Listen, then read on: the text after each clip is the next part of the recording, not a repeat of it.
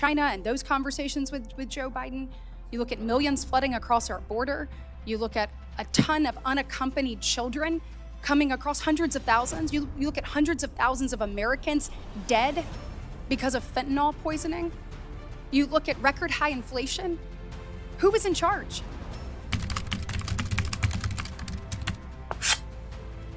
Welcome back to ReactAmerica, the channel where we speak truth boldly, cut through the noise, and give you the facts the mainstream media won't touch. If you're tired of the spin, the lies, and the political cover-ups, you're in the right place. Before we dive into today's breakdown of the explosive Senate hearing on Biden's mental fitness and the collapse of executive accountability, be sure to like this video, drop a comment with your thoughts, and subscribe to stay updated on real conservative commentary that actually respects your intelligence. Because trust me, this is the video they don't want you to see. Thank you, and I really appreciate Senator Cornyn, Senator Schmidt calling this hearing. This is incredibly important. I mean, you look at what the administration did, you look at what the Democratic Party did, you look at what the legacy media did. It is absolutely inexcusable. It is not only dangerous, it's disgusting.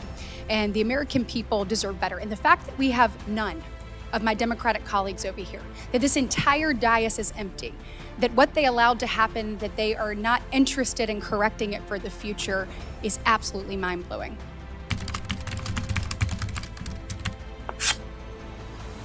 Let's start with the most telling part of this entire hearing. Not a single Democrat showed up. Not one. An empty bench. No defense. No rebuttal. No explanation. Think about that. While Republicans were raising serious questions about the president's fitness for office, Democrats didn't even have the courage to sit in the room. They boycotted accountability. That's not oversight. That's cowardice. And it tells you everything you need to know about what they're hiding or who they're protecting. And so when we're looking at what Joe Biden did while he was in office, you have a disastrous withdrawal from Afghanistan. I mean, leaving equipment, leaving allies, changing the way the world viewed us. You look at an emboldened Russia, Iran. You look at what happened, obviously, with China and those conversations with Joe Biden. You look at millions flooding across our border. You look at a ton of unaccompanied children coming across, hundreds of thousands. You look at hundreds of thousands of Americans dead because of fentanyl poisoning. You look at record high inflation. Who was in charge?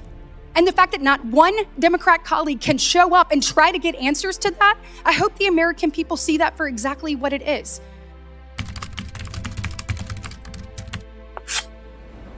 The country of Afghanistan collapsed. Fentanyl is flooding the country. The border's wide open. Russia's aggressive. China's emboldened. And through it all, the same man who struggles to remember names and events is supposed to be the one making the calls? Folks, this is no longer a partisan issue.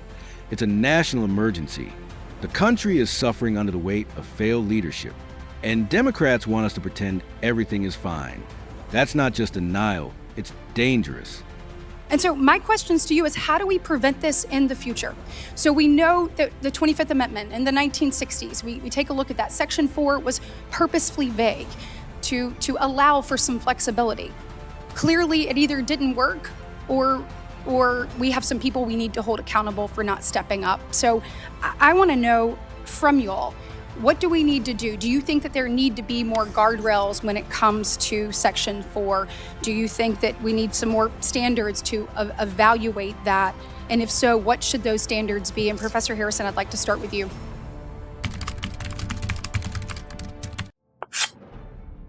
The 25th Amendment was supposed to protect us from an unfit president. But guess what? It didn't. Why? Because the system is too vague, too political. And when it mattered most, no one had the spine to act. What good is a constitutional safety valve if no one has the guts to turn it? It's time to admit that the 25th Amendment, at least the way it's written now, is broken. And until we fix it, the American people are left defenseless.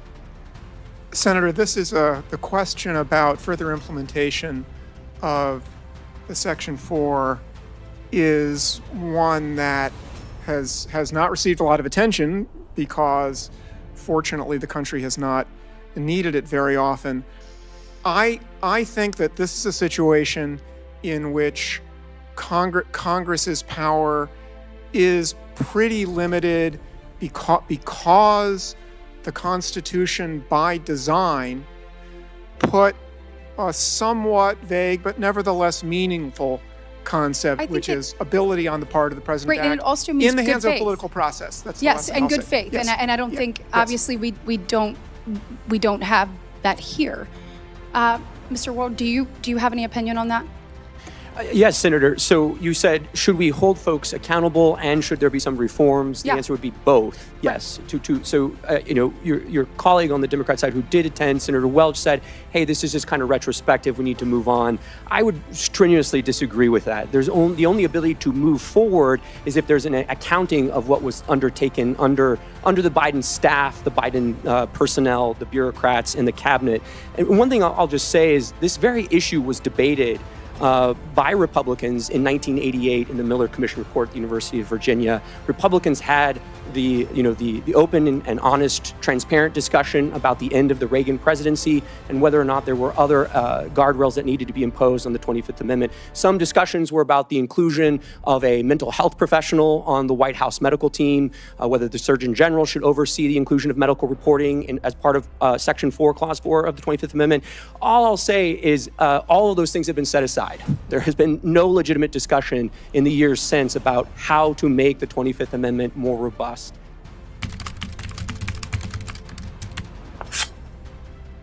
During the hearing, experts proposed real, thoughtful reforms, adding mental health professionals to the White House team, involving the Surgeon General in presidential assessments, clearly defining what unable to discharge duties actually means.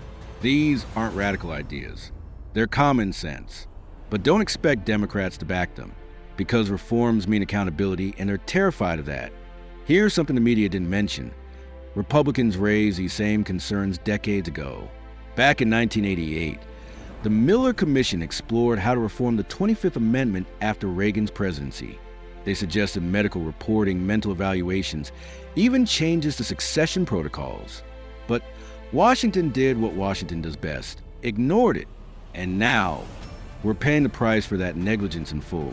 And how it could actually operate in the instance that the president lacked capacity. Right, and do we need to more clearly define what unable means in the 25th Amendment? Oh, I think most certainly, and I think there should be, the other issue, and a number of legal academics, former colleagues of Professor Harrison, have taken this up over the years. Professor Calabresi wrote about this 20 years ago, that there needs to be a more precise definition. And there are lots of issues related to succession. There clearly does, because, even from all of us from the outside, we're saying there is a problem. And the fact that we could get no one on the inside to actually take a look at what they already knew to exist and then be able to hold them accountable, we have to have other guardrails moving forward. And that is absolute. So we need to be talking today about what those guardrails are. I have a question. I'm running out of time. It's two things. One, senior staff. So I have been a senior staff member. You take an oath when you get to come and work in this body. You want to make sure you're doing what's best for the United States of America, for the state you serve, all of the things. Is there any way to hold senior staff accountable for either helping to cover up and or moving people to the side? Because it is clear that there are people within this administration that saw that, and they should be sitting in front of us today answering the question of why they turned their back on America, because that's exactly what they did. And so whether it's secretaries, whether it's people in the administration, or whether it is senior staff. The real scandal? Senior White House staff saw what was happening and did nothing. These are unelected aides who swore an oath, and instead of stepping up, they helped sweep Biden's decline under the rug. If this were a Trump staffer, they'd already be in front of committee. But because it's Biden's inner circle, silence. Accountability has to start with the people who kept this charade going. What happens in the West Wing should never be a black box. The American people deserve to know who's making the real decisions, who knew Biden wasn't fit to serve, who helped hide it from the country. Transparency isn't partisan, it's patriotic. And every second they delay it, the crisis deepens. we deserve some accountability and we deserve some answers. And then my last question will be for Mr. Spicer, legacy media. How in the world do we hold them accountable? If all of us on the outside can see it and we are saying, get to the bottom of this, but yet they refuse, what mechanisms should we put in place to be able to hold them accountable for not actually following what is clearly in front of them? Senator, you're asking the right question. When it comes to accountability, it can't be overstated. When the Biden White House stripped 440 White House hard passes from independent journalists, they were attempting to control the narrative, to make sure that no one who wanted to hold them accountable was silenced. Part of what I think this administration has done so well is bringing in new voices, people from disparate backgrounds of all sorts, to ask the White House press secretary, to ask the senior staff, and to be able to hold them accountable. Part of it is allowing other voices in the media. We've seen what the legacy media did, but that's why I think the growth of independent media is so healthy for our democracy, and we need more of it, not less.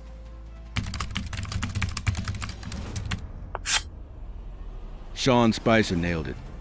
The media didn't miss this story. They buried it. They revoked 440 press passes from independent journalists. They protected the administration instead of asking hard questions. That's not journalism. That's propaganda. And it's why trust in media is an all-time low. They are no longer the watchdog. They are the cover-up crew. Thank you. And then the senior staff question, please. Yeah, look, Senator, I mean, senior staff from the first Trump administration were brought in before committees and investigated for their participation in drafting the president's remarks on January 6th, for drafting a speech. So if there was an effort by senior staff, the Politburo, as they seem to like to call themselves, if they were purposely distancing cabinet members, evading difficult Q&A with press, all as an attempt to conceal the president's mental acuity, yes, they should be held accountable. Thank you. Thank you. Here's the truth. If we want to save this republic, we need independent voices. Legacy media sold its soul, but you could be the firewall against corruption and decay. That's why ReactAmerica exists, to give you the facts without the filter. And that's why we need your voice, your engagement, and your courage. If you found value, please like, comment, share this video if you can. Please subscribe if you haven't. We're building something real here. And remember, the truth doesn't need permission. It just needs a voice.